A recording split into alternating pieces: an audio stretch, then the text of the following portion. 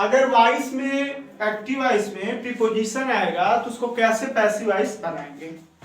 तो सबसे पहले देखिए वॉइस यूज ऑफ प्रीपोजिशन। तो सबसे पहले डायरेक्ट ऑब्जेक्ट आपको ये पता है, डायरेक्ट ऑब्जेक्ट लिखने हैं, फिर से एक्सिलरी वर्ब लिखते हैं। एक्सिलरी वर्ब का मतलब होता है is, are, was, were, will be, shall be, सब है उसको लिखना है।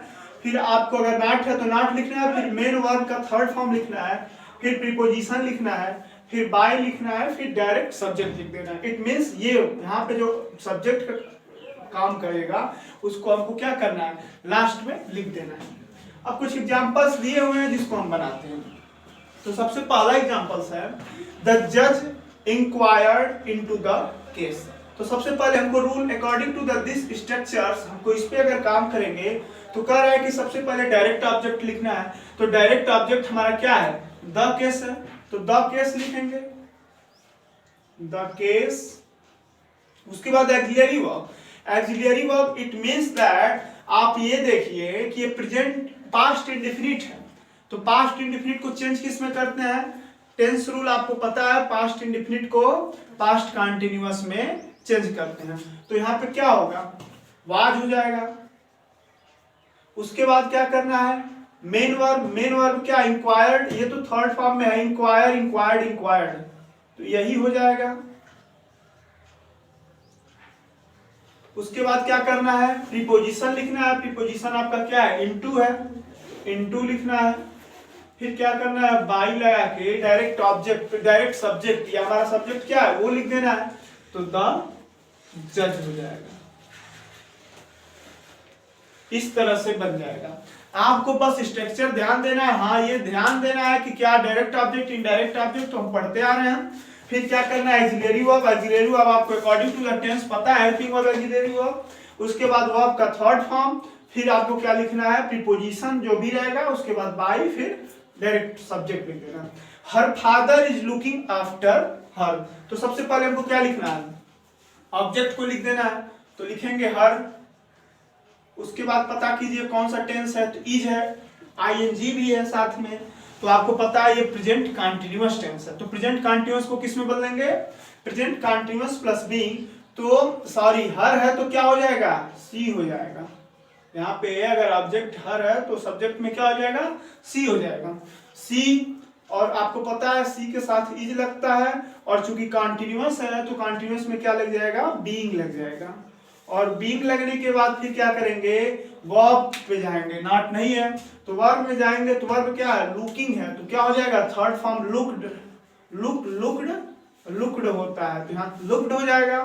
फिर आफ्टर, इट मींस प्रीपोजिशन लिखते हैं, तो यहाँ पे क्या हो जाएगा, आफ्टर। फिर बाय लिखेंगे, फिर क्या लिखेंगे, हर फादर। ये तो आपको पता है, सब्जेक्ट को एज ऑब्जेक्ट लिखते हैं तो वही लिख देते हैं, हर फादर। इस तरह से हमारा बन गया। आपको बस ध्यान देना है, प्रीपोजिशन यहाँ पे लिखना है, प्रीपोजिशन के बाद बाय लिख देना है, उसके बाद डायरेक्ट सब्जेक्ट लिख देना है। अगला एग्जांपल है the girls laughed at him. इसको लिखेंगे, आप यहाँ पे देख रहे हैं, एट प्रीपोजिशन है, आफ्टर प्रीपोजिशन, इनटू प्रीपोजिशन है। ऐसे अगर सेंटेंस आएंगे तो ये कंपटीशन में अच्छे खासे क्वेश्चन इससे मिलते हैं, तो इसको अच्छे से देख लीजिए। और आपको ये पता होना चाहिए कि प्रीपोजिशन होता क्या है, प्रीपोजिशन मतलब प्रीपोजिशन को पता होना चाहिए कि आफ्टर प्रीपोजिशन होता है, प्रीपोजिशन होता है, ये तो सिंपल है, सब लोग जानते हैं। अब बात करेंगे the girls laughed at him. तो सबसे पहले क्या करना है, हमको ऑब्जेक्ट एज ए सब्जेक्ट लिखना है, it means the direct object लिखना है। तो आप लिखेंगे ही, हिम को क्या लिख देंगे, ही। टेंस पे जाएंगे, girls, the girls laughed at him. तो आपको पता है जब वर्ब में सेकेंड फॉर्म लगा हो और कुछ न दिया हो हेल्पिंग वर्ब, तो उसे पास्ट इंडेफिनिट कहते हैं। तो पास्ट इंडेफिनिट को बदलते हैं किसमें है, पास्ट कंटीन्यूअस में। तो पास्ट कंटीन्यूअस में क्या हो जाएगा, ही वाज। उसके बाद क्या लिखना है, हमको कह रहा है कि अगर हमारा मेन वर्ब थर्ड फॉर्म लिखते हैं, अगर नॉट नहीं है तो फिर लाफ्ड ही हो जाएगा, लाफ्ड। उसके बाद क्या लिखना है, हमको प्रीपोजिशन लिख देना है। फिर क्या लिखना है, बाय लिखना है। फिर क्या लिखना है, सब्जेक्ट लिखना है एज ऑब्जेक्ट द गर्ल्स, तो क्या हो जाएगा, द गर्ल्स। अब बताइए, इसमें कोई प्रॉब्लम नहीं होने वाला है, बस इस स्ट्रक्चर को फॉलो कीजिए, आपका प्रीपोजिशन जब भी आएगा इस स्ट्रक्चर पे बनाइएगा, कोई प्रॉब्लम नहीं होने यार। टेंस रूल वही है जो हमारा पहले वॉइस में चल रहा था, असेर्टिव के लिए चल रहा था, इंट्रीगेटिव के चल रहा था। चलिए ठीक है, अब आगे बढ़ते हैं। अब हम बात करेंगे, अगर मान लीजिए वॉइस में इंपरेटिव सेंटेंस हो और इंपरेटिव सेंटेंस इस प्रकार हो, help the poor, help the helpless, love your country, respect your elders, तो आप यू आर एडवाइज टू करके तो बनाएंगे ही बनाएंगे।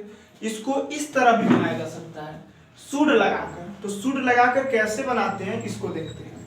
तो देखिए, अगर ऐसे आएंगे सेंटेंस तो सबसे पहले मेन वर्ड का डायरेक्ट ऑब्जेक्ट लिखना है, इट मींस वो जो लास्ट में आएगा। उसके बाद शुड लिखना है, फिर अगर नॉट है तो नॉट लिख के फिर बी, फिर मेन वर्ब का थर्ड फॉर्म लिख देना है। ऐसे ही बनेंगे, बहुत आसान है। कुछ एग्जांपल्स देखेंगे, आसानी से एकदम समझ में आएंगे। कह रहा है कि सबसे पहले मेन वर्ड का डायरेक्ट ऑब्जेक्ट यही है मेन वर्ड का। द हेल्पलेस तो लिखेंगे द हेल्पलेस,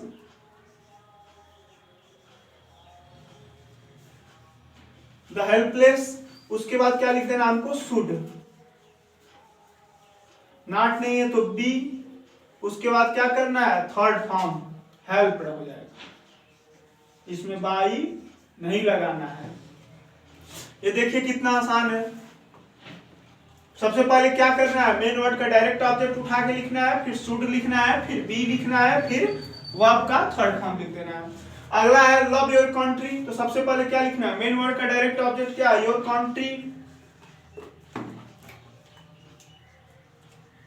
योर कंट्री। उसके बाद क्या लिखना है, शुड तुरंत लिख दीजिए। उसके बाद बी, फिर क्या होगा, थर्ड फॉर्म लव्ड हो जाएगा, इस तरह से बन जाएगा। रिस्पेक्ट योर एल्डर्स, तो क्या हो जाएगा, योर एल्डर्स।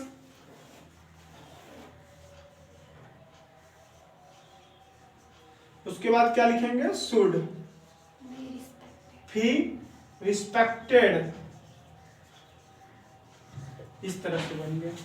बहुत आसान है ये, बस आपको ध्यान देना है, ये स्ट्रक्चर बस याद रखना है। मतलब हेल्प द पुअर, हेल्पलेस, असहाय लोगों की सहायता करो, तो यहाँ पे हो जाएगा असहाय लोगों की सहायता करनी चाहिए, बात खत्म। लव योर कंट्री, अपने देश से प्यार करो, हमें अपने देश से प्यार करना चाहिए, बात खत्म। हमें देशों से प्यार करना चाहिए, बात। इसी तरह ये है, आपको पता है वॉइस की कंडीशंस क्या होती है, किसी की कही हुई बात तो मतलब आप प्रत्यक्ष और अप्रत्यक्ष रूप से उसी को दिखाते हैं, बस सेंस वही रहता है। जैसे Mohan is writing a letter, Mohan एक पत्र लिख रहा है, उसके बाद फिर हो जाएगा letter is written by Mohan, is being written by Mohan. इसका मतलब क्या हो गया, एक पत्र मोहन द्वारा लिखा जा रहा है। जब कोई वर्ब सब्जेक्ट जब किसी वर्ब पे डायरेक्ट काम करता है तो एक्टिव होता है, और जब कोई वर्ब सब्जेक्ट न काम करके कोई दूसरे द्वारा होता है तो उसी को क्या बोलते हैं, पैसिव। जैसे रोहन खा रहा है तो ये एक्टिव हुआ, लेकिन रोहन को खिलाया जा रहा है, तो जब काम किसी दूसरे के द्वारा होगा, वर्ब खुद सब्जेक्ट ना उस काम को करे, तो उसी को क्या बोलते हैं, पैसिव बोलते हैं। इस तरह से आपको एक्टिव और पैसिव को समझना है, ठीक। That's all.